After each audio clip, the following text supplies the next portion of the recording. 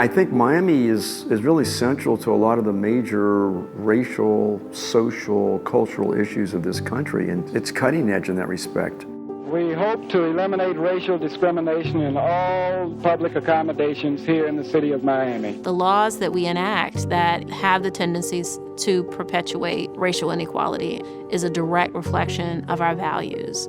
And at any time, we can begin to make different choices. Blacks in Miami have had to fight for justice, for freedom from the very beginning. These are resilient people. This is a resilient community, and it's coming back now from the inside out. So help me God. So help me God. You know, I think Overtown is an example for the nation because Overtown did have poverty. It did have a lack of resources. It did have a lack of a proper education. I think one of the things that happens is we forget that we have to look back and kind of make sure that we're helping these communities. Good to see you. Hey, man, good to see you. We'll have to have faith that law enforcement and the black community will one day be able to get along. But believe me, all the way back, there's always been a problem with law enforcement and the black community. The cops got all the guns, you can kill them, and it's more black lives on the line. But what you gotta deal with too, you're trying to build Miami up, and no tourists are gonna sit here. We are sick and tired of this killing. Understand, we don't mind dying for our rights. If you be asking for justice, leave us alone. Understand, let that black community be controlled by a black police officer. Johnson's father said his son was playing a video game when shot by a Miami police officer. And said, officer, walk in there and turn him around from the machine, put the gun and shot him. These kinds of things go back, all the way back to the first presence of blacks in this country and in Florida from the very first importation of slaves into Florida. And over time, a big debt comes to be paid. And we're looking at that right now, because without Overtown, there would not have been a Miami.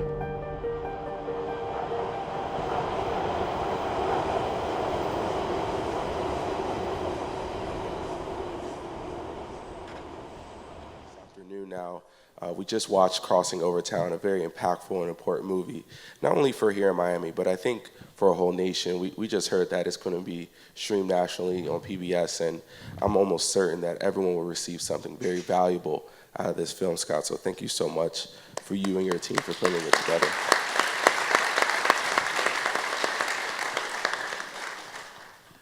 Now, I know Doreen probably sent us out information and briefing information about this discussion because she's so well organized and amazing. And I will tell you all that I'm probably not going to ask you any of those questions, mainly because I just want us to have a real authentic conversation about this film. We really all just watched it, and every time I'd imagine we're going to get something new from this film. So Scott, I really want to start with you. What was the main impetus for creating this film, and why did you think it was important for the moment that we're in as a country? Thank you, everybody, for coming. I really appreciate everybody coming out, and it's a real pleasure to be with these folks up here. These are icons of Miami, so I'm just privileged to be up here with you, in all of you. Just to give you a quick idea of my background, my family comes from Miami. My father's side, since the 1930s, we used to have a company called Barnett Office Supplies, and so my father and my aunt are here, and all my family. And I always knew, Miami was part of the South. We kind of always knew that, but having not lived during that era, didn't really understand all of the variables and everything that was really going on in Miami at that time. And my mom, got a call out to my mom also, because she's from Jacksonville, which I don't want to get into the whole thing, but Jacksonville is a whole nother story. But we won't go there right now. But just to where this kind of started was I work in film production for some commercial or for a TV show we were working on.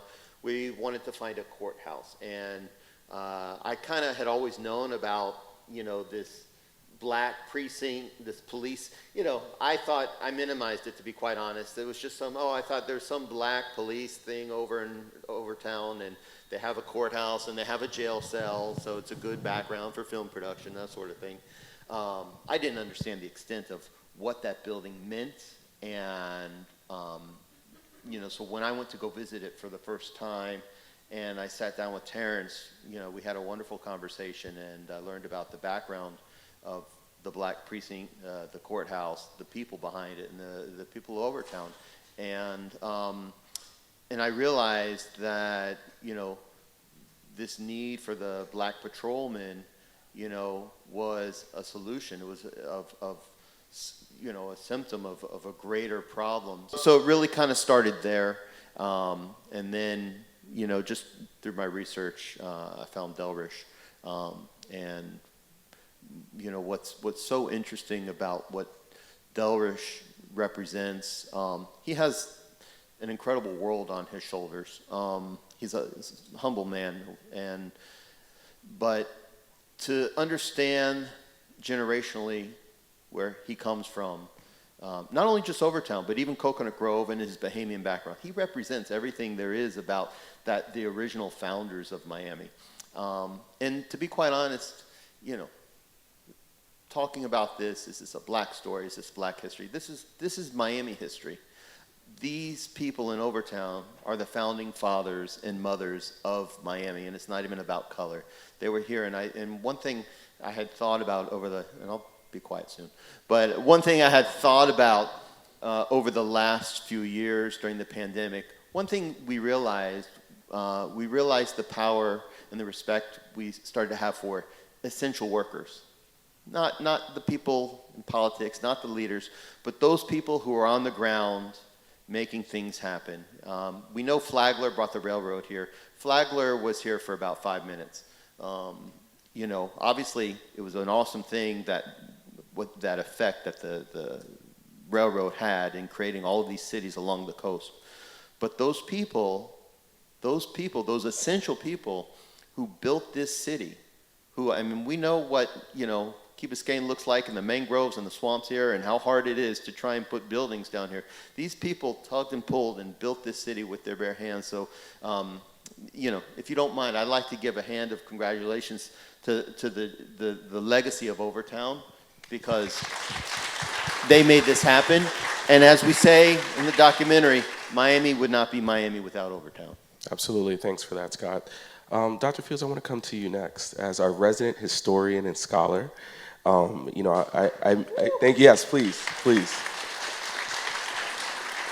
I always say historians are the smartest people I know because they literally know everything, and I'm sure you're very similar. Can we talk a little bit about, or could you talk to us about, how Overtown has changed and how, some of the things that we may have seen in the past are either happening again or reoccurring? Well, let's start with the legacy of brutality, which is one of the things that Doreen, I think, put on her sheet for us to talk about.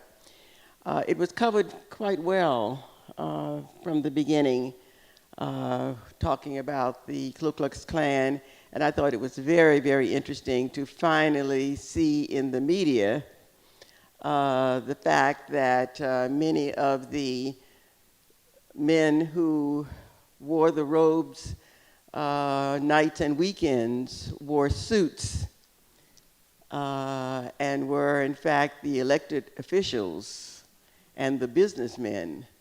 That really grabbed me. And what wasn't shown was the fact that many of their wives were members of the Miami Women's Club and the Garden Club. And so they knew what was going on, and they would in fact meet with the Garden Club, Mrs. Annie M. Coleman, who was very instrumental in getting the Black Police Courthouse. It's all coming together. And projects like this help us identify information that we know, because mine is research-based, but it's family and community-based also. So when you hear the national things that happened, I'm the one who can say my family experienced it, or this is something that we know that happened. And so putting them together like that begins to tell a story that you otherwise would not hear. One of the ways that blacks have been resilient and resistant, and of course, you know, this is Black History Month, and the month of February, understand, starts the year. So we don't stop talking about it in February. But the theme this month is, for this year, is resilience. And I think about Mr. Nemo, James Nemo, who in fact was one of the organizers, I guess, for the UNA in Miami, Marcus Garvey's United Association. And it was one of the, along with the Colored Board of Trade, it was one of the most active organizations in the 20s. And they were all about Black power. Marcus Garvey, Black power. And so when I got a chance to interview Mr. Nemo, I got a call one day from Robert Hill from University of California, Southern California, who said that he was finishing a 12-volume set on the Marcus Garvey papers. And he heard that much was being done in Miami here in the 20s, that this was a very strong chapter here. I didn't know anything about it, but I asked Garth Reeves, who was publisher and editor, of course, of the Miami Times, and he said, oh yes, I'll get Mr. Nemo for you. So by that time, this is now, let's say, in the 1980s, Mr. Nemo is 90 years old, and so he came to the Black Archives was then at the Caleb Center, 7th floor, and so he came to the Caleb Center, and I interviewed him, and he was telling me about the Garvey movement and how diligent they were marching every Saturday. They would go to Dorsey Park, and they were training, he said, in case they had to overturn the whites, I guess, in Miami. That was a good idea that he had in his mind. So he said, yes, we march every Saturday at Dorsey Park, and we're ready for whatever action comes. And we have guns. So I thought for a moment, now, do I need to ask the question? So finally I did. I said, Mr. Nemo, did the guns have bullets? It's a very important question, Dorothy. It's a very important question. He stood up as indignant as he could be. And he said it didn't matter whether they had bullets or not. We were prepared to do what we needed to do. That's the kind of resilience. And so fast forward to the Black economic boycott when Mandela came and was disrespected. And it was the Black lawyers who, in fact, stood up. Our sister, H.T. Smith, and of course our sister with IWF, Marilyn Hollifield, was one of the leaders there. Is she here today? All right, you tell her we called her name. She's here. She's where? Right over there. Stand up. Okay. Thank you. All right.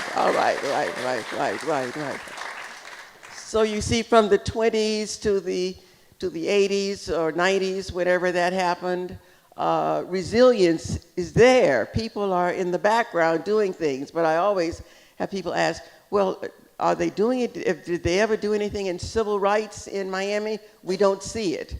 You may not see it, but it is there. It's happening. Yes. Absolutely. Terrance, I want to go to you next. Dr. Fields talked a lot about, obviously, the history of Miami, and obviously you run the historic Black Precinct and Museum, and a part of that is obviously collecting artifacts of that time and that era and how it impacted policing. What are some things that you've seen through your work that, once again, a lot of people don't know about? We have the museum and people look at it as, look what Miami did in this time where no one else was doing it, but was it really as smooth and as great as it should seem? Thank you once again for FIU. I have to say this because here is where we run the opportunity to see history not repeat itself when we know about it. And so to hear Dr. Fields and to see this documentary helps to draw that together. That building, people pass it all the time on the interstate. And a lot of times it's, oh, I wonder what's in that building, but I never stop. Or they take the train and they go past the Culmer station and they never stop. They don't even think about Culmer station. Who was Culmer, So you don't even get into the names of those. And to think that that building has been in existence or a presence or a relic of history since the 1950s, 1949, it was built 1950s. It lay dormant and was going to be turned into a parking lot. In fact, it had gone as far as the address being changed because of zoning. And so it would have been nothing there to help facilitate these stories that we're now able to hear about. And so the preservation of spaces like this, not just in Colored Town, but all across Miami, help to tell a real true story of America. And that's what we see through this, right? We see that building talking about the pioneering practice of community policing, where these officers, by default, were required to live in the space where they worked, by default because of redlining. And this redlining required them to stay in this community, right, that they now then serve and protect, not police. Right, because they weren't allowed to be called police. They were only allowed to be called patrolmen. So because of that, their mentality shifted. You made great edits. If anybody knows anything about film, this is a small snippet of what he really captured. And so we took 2 days of your time to give you 10 minutes in the 2 film. days. This was much longer than 2 days. But what he's able to do in this amount of time is great. But Archie McCain mentioned that he had to, for the 25 years, his child never saw him in uniform. That speaks of a history of how humanized these officers were, right? That they were seen as human beings. He didn't talk about, or we didn't talk about how many times he had to pull his weapon. 0. He had to shoot, right? And so when we get into the data that supports what the impact of these officers had on colored communities, right? From Coconut Grove, those that are from here, Coconut Grove is not a walk in the park, but you had to do it on a bike. So you had Coconut Grove all the way to Brownsville, all that area to patrol. And you started off with 5, right? So I feel like history, I believe if we knew the history of the first 5, we wouldn't be talking about the first 5 in Memphis right now. And I feel like those are the conversations that we need to constantly echo in the hallways of our schools, right? While our governor is making these accusations of what history doesn't do, right? And so, yeah, that's what that building does for me. And that's Absolutely.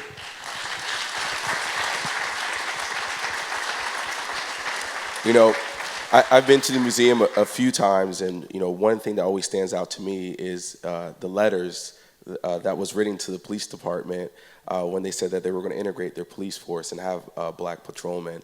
And if anyone has any time today, or I don't know if it's open today or this time, because you're with us, I don't know. Yeah, we're open, and I'll go ahead and dare to say, if you say that you were from and you attended this event, when you go over to the museum, just tell them you attended this event, and they'll reduce your fee to the normal admission fee. There it is. Spoken like a true museum curator. There it is. Yeah, still have to tape the lights on. Yeah, listen, and I'm happy they're staying on because, like you said, it is really a beacon of history, and if we don't learn from our history, we're doomed to repeat it. Chief Moss, I want to come to you next as our star of the film.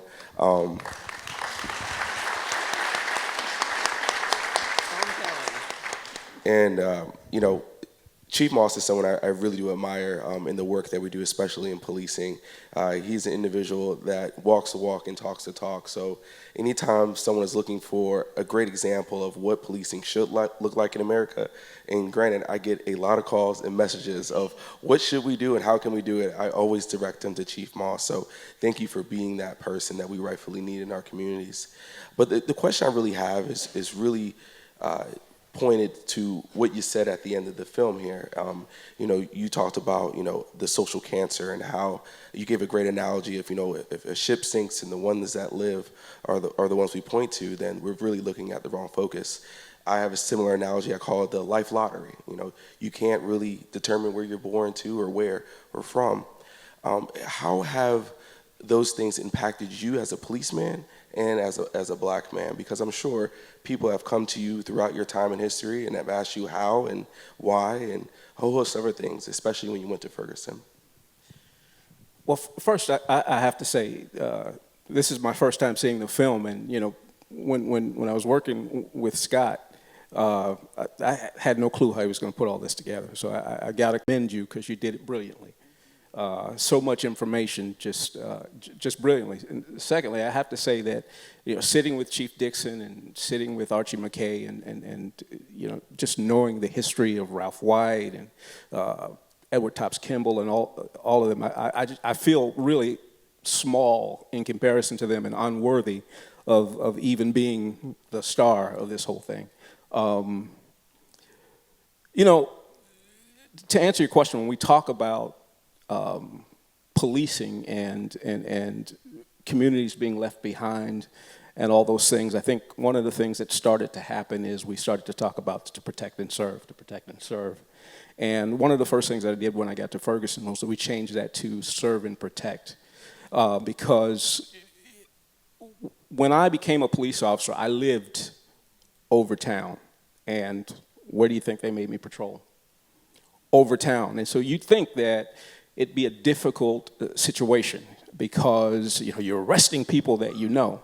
But it was actually just the opposite of that. I wasn't arresting people I knew. I was marrying those people's problems to resources because as a police officer, you're given information and you're given access to all these resources, and you really are much more a social worker than you ever pull out. You pull out your pen a hell of a lot more than you ever pull out your gun. And I think that one of the things that happens, one of the reasons we see things like Memphis, one of the reasons we see things like George Floyd is because there is a tendency to kind of shift to this soldier-like mentality, that comes out of really drive-by policing. But that first five lived in the community. They walked the community, knew the community, understood the issues of the community, and so they were able to help with problems. I think that we do well to remember that is what we're charged to do.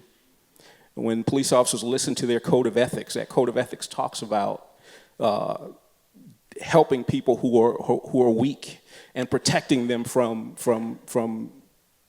things that would visit harm on them.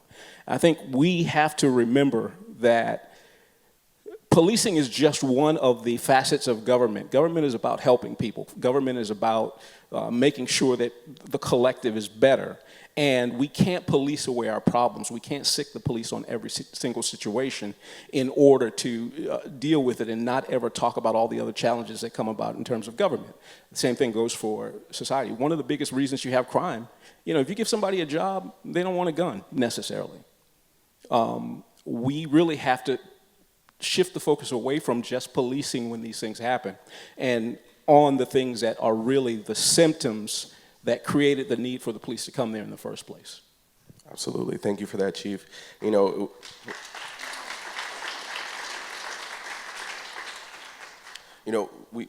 often have, similar mindsets as it relates to this. And, one of the most profound things I've always heard you say leaving out of Ferguson was, the police work for the community. And until there is a real conscious effort to understand those issues and to provide resources for those issues, we're going to just keep going in this circle over and over again. So thank you for that. Dr. Fields, I want to come back to you and to talk about the highways and talk about eminent domain and how it really changed the structure of Overtown. I always find it interesting because, a lot of people think, racism ended in America once Lincoln said, okay, black people, you're now free.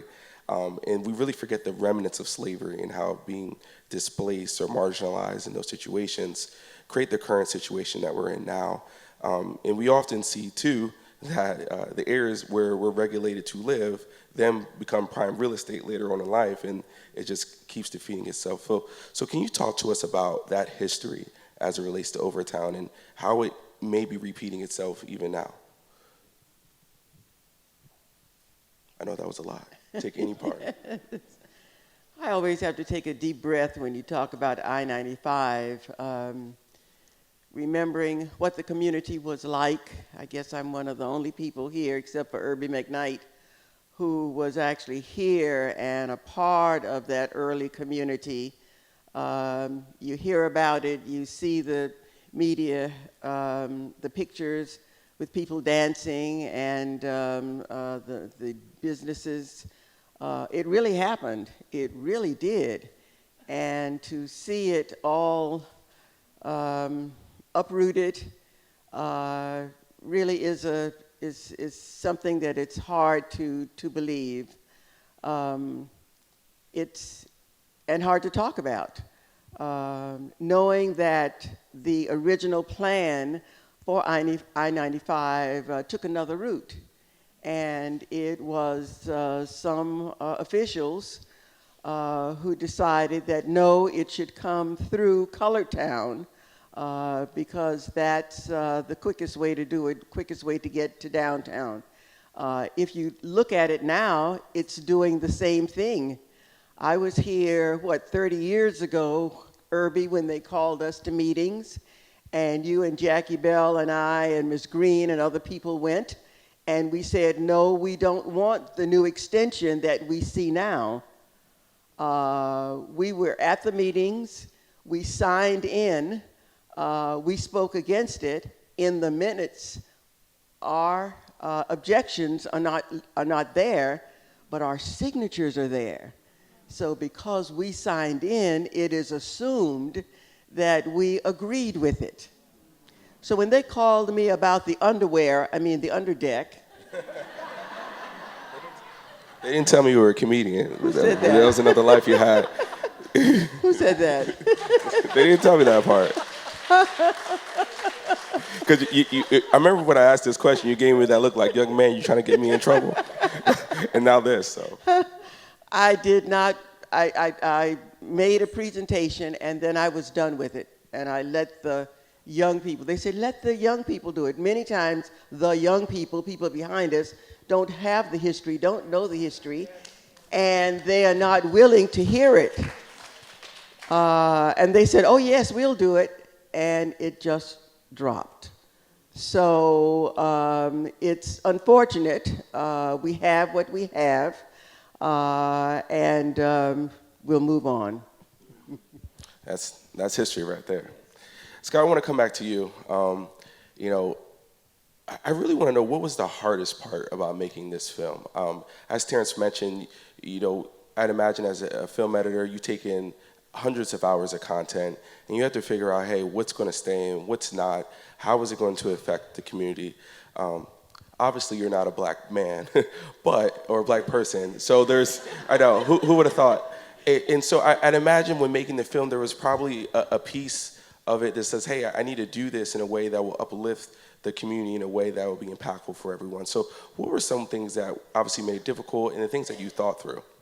Well, obviously there's a lot of things that are left on the cutting room floor, and you can't get everything in there. And obviously you can't tell this full story in an hour. There's a lot of people. There's a lot of stories.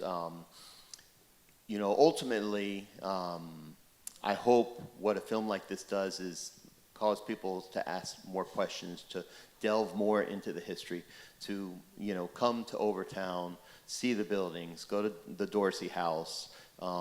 You find out interesting information. Dorsey, tell me if I'm wrong, but used to own Fisher Island. right?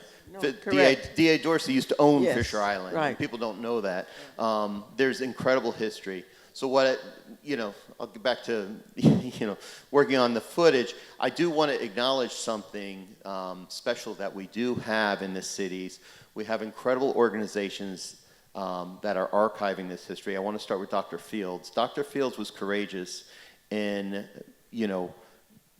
on her own initiative, starting to delve into the Black history of Miami and collate that information because people just weren't doing it. I'm thankful for this institution that she built. And when I was, even though I love FIU, my daughters go there, I went to the University of Miami. I do want to do a shout out to one of my professors there was Dr. Whittington Johnson. He was did the African American history course. And he's a native Miamian. And he's a native of Overtown. Yes, a native of Graduated Overtown. Graduated from Booker T. So he was one of my early mentors, and I would not have known of Marcus Garvey and W.E.B. Du Bois and all of that history because, as a historian and studying history, you need to understand the full breadth of history. So I'm thankful for these institutions. Make sure you tell that to the governor, by the way. Yeah, oh, absolutely. Sure. Send that to him. Absolutely. He fell asleep that day in class. Yeah, I'll get to that. But I do want to mention some of the other organizations. History Miami is an incredible archive. What they've done there over the years. It's a wonderful institution. And, to look at photos from the 1890s of Miami is incredible. And they let me touch it with gloves. But right. To have it in my hands, that's a certain level of trust. Obviously, the Black Archives as well. I encourage you to come and visit the Black Archives. They have a great, museum here themselves. And the repository. And the repository, absolutely. The Black Precinct. The Black Precinct has incredible information there. Also, one of the things we have here, I definitely want to acknowledge, is the Wolfson Archives. The Wolfson Archives has incredible film and video footage from years and years of the story here in Miami, and there's others, Dr. Marvin Dunn, his collection at FIU, and so there's one repository. So obviously, it's hard to.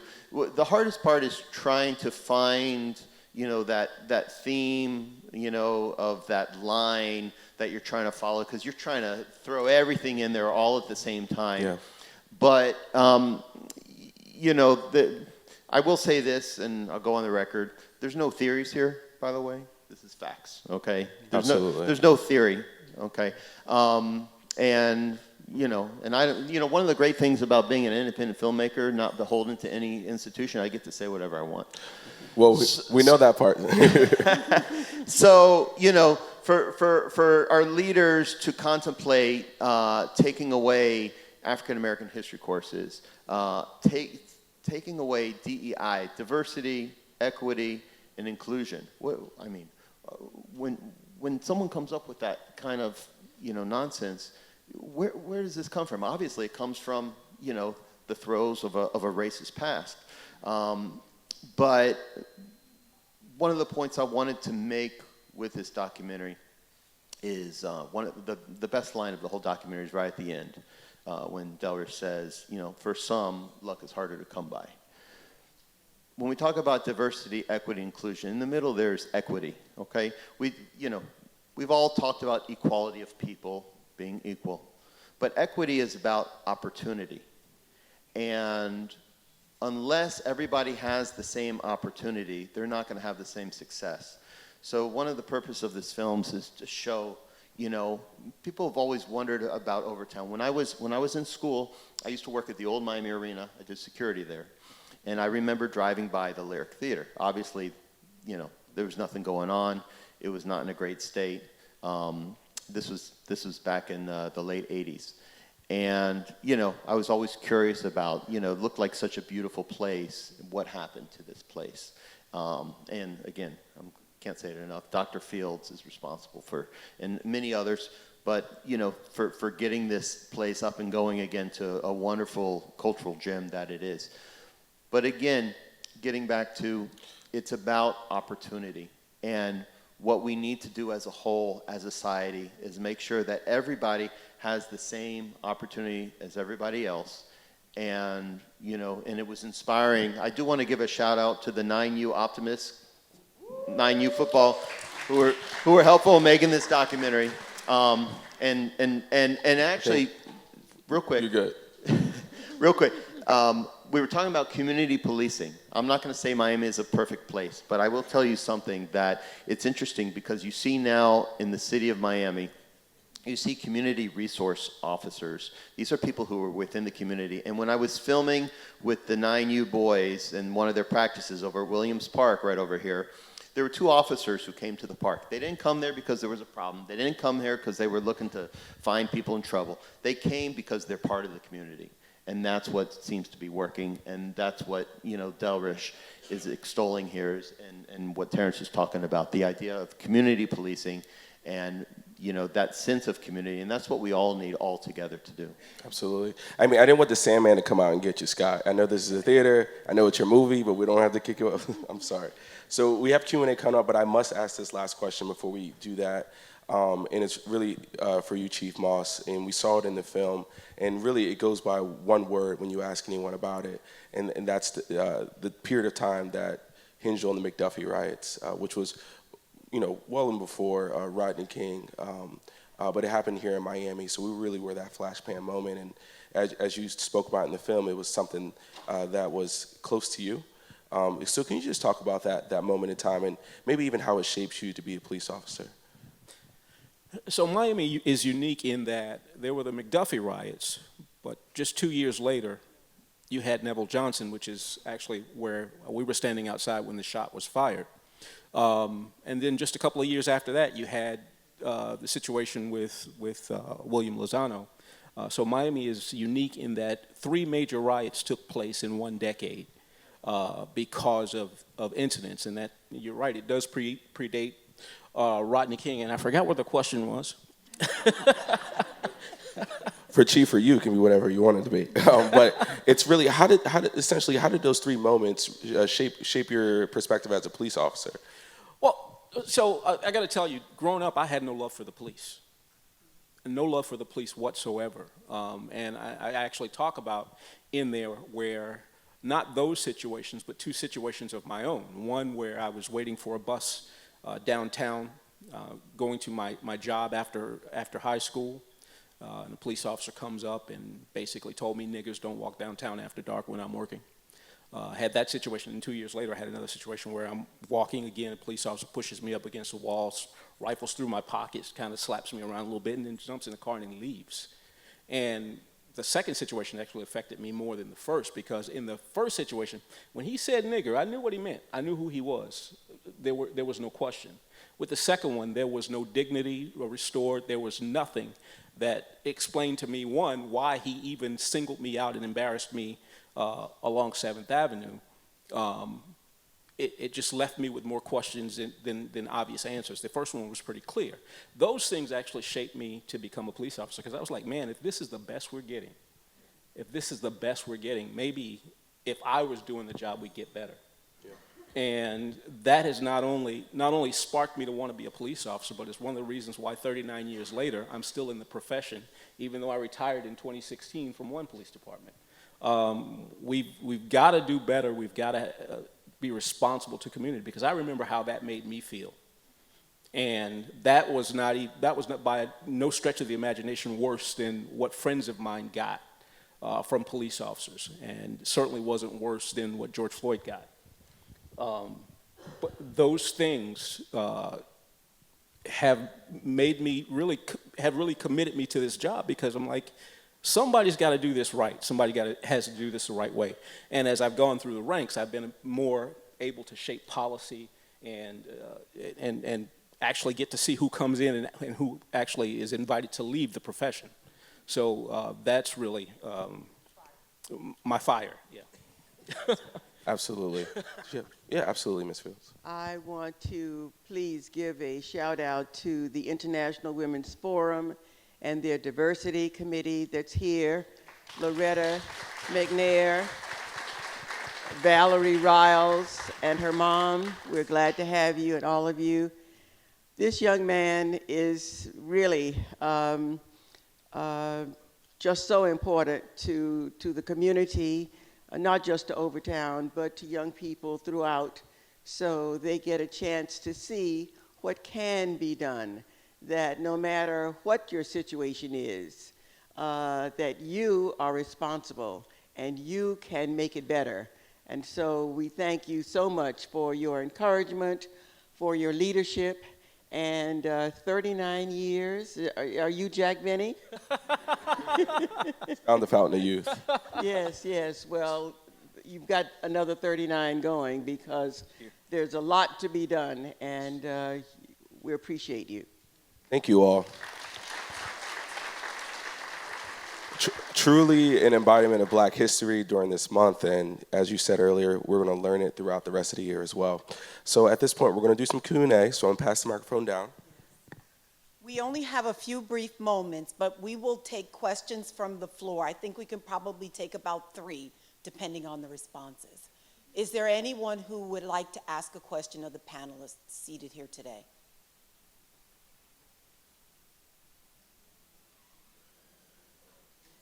Covered everything. All right, yes. Going once. Time for lunch. I see one.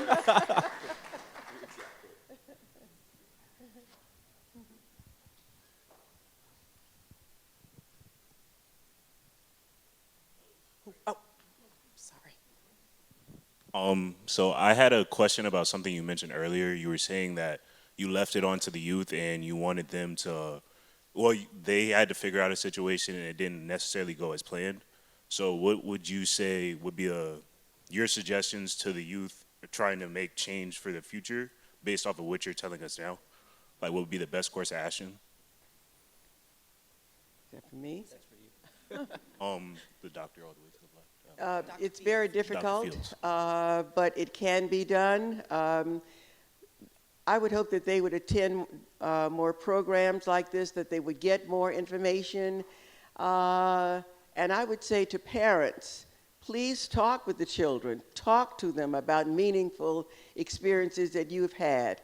And I always ask, whose history is it? It's our history. It's our history to learn and to share. And so, and information is out there. FIU is a great place to go. The Black Archives, History Miami is really where I started, because I started as a school librarian at an all-white school and looking for information for the bicentennial in 1974. I called the downtown library and asked if they could pull 15 or 20 books for me on blacks. They put me on hold, and they came back and they said, we only have a folder with obituaries about black people. I said, but this is the downtown library. How many books do you have in the main library? She said, about 10,000. So I said, well, why do you not have any books about blacks? And the answer she gave changed my life and the life of the entire community as it relates to black history. She said, I guess those people haven't thought enough of themselves to write their history.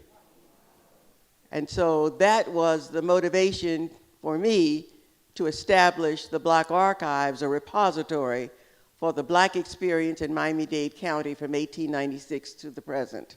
And so we have to spread the word and encourage the children. They need to see films like this. They need to see whatever's on streaming or Netflix, or is it streaming or Just don't go. But the information is there, and we just have to encourage them. And telling your story, you don't have to be black, tell your story. Share your meaning experiences with the young people. That's the only way we're going to bring them in and to have them understand and appreciate and move it on. I like to add to that. If I could also add to that too, when we say tell your story, those family photos, I know we're moving a lot to Instagram and to Facebook, but taking those family photos and making sure that you put the names and the year on the back of them again. If you have to print them out from your phone, it's worthy enough to do so, and put the names, and if you could put the location. And I'll tell you why that's so important. We don't know when or if ever dementia will hit a person in our family. And those photos in our family became so monumental in just giving the picture album to grandma and just letting her flip through and recognize, and who she didn't recognize, right, she could read the name, right, because we put it on the roll. So much of the history that we do collect from community, we're struggling to identify who's in the picture. And being able to identify who's in the picture can give us access to potential Garth Reeves' amazing collection of categorizing and collecting the reports. So your basic newspaper. So I feel like we really have to be careful at how we let some of the technology intermingle with our life, and it excludes things like the paper. Things like the atlas, right? We don't know street names. We don't know telephone numbers anymore. So that's the story that I know that Doc is talking about and that we're encouraging you. I love to see parents bring their children to events like this and not just let them stay home on Saturday or go to the movies. You know, these are the non-evasive spaces. I saw the Alpha Kappa Alpha sorority. They hold amazing youth groups. Making sure those tours to museums are on your list at the beginning of your budget year, right? Don't look for us for just February, but come to us all throughout the year. And I feel like that's how we're going to be able to tell these stories and make sure that they continue to live with us. And just on that same note, sitting at the feet of your grandmother and hearing some of the stories, I was fortunate on the police department because I was given kind of an assignment, and that was we wanted to celebrate. Don Warshaw was chief, and he says, we want to celebrate Black History Month. Delrish, you take care of that. And I'm like, I'm 30 years old. I don't know anything about history. But a couple of things happened. One, I discovered the Black Archives, and after I got a chance to go through some of the stuff at the Black Archives, Dr. Fields was so gracious, and she sat down and she talked with this young, wet behind the ears police officer about history. And that led to us doing a celebration that actually attracted and brought to the police department Ralph White and Edward Topps Kimball, who were the last surviving members of that first 5 police officers. And then I spent time with them. And you know, where the precinct is, right next to that little slab of concrete under the expressway used to be called Range Park. And you know, we used to play basketball there, and we used to go to what we call jams. So, you know, on Friday night, the DJs came and everything else, and usually we left running low because someone would start shooting, so we'd have to run away. And that's how it ended. But I never knew what that building was until those 2 men talked to me about what that building meant to them, because they were disappointed at the disrepair that it was in at that time. And they sparked a curiosity in me also, and that led me down a rabbit hole of looking for information and searching for information. And the more you know and how you got there, the better you're able to chart your course for the future. So I say be curious, be curious, be curious, and use the resources that are available to you.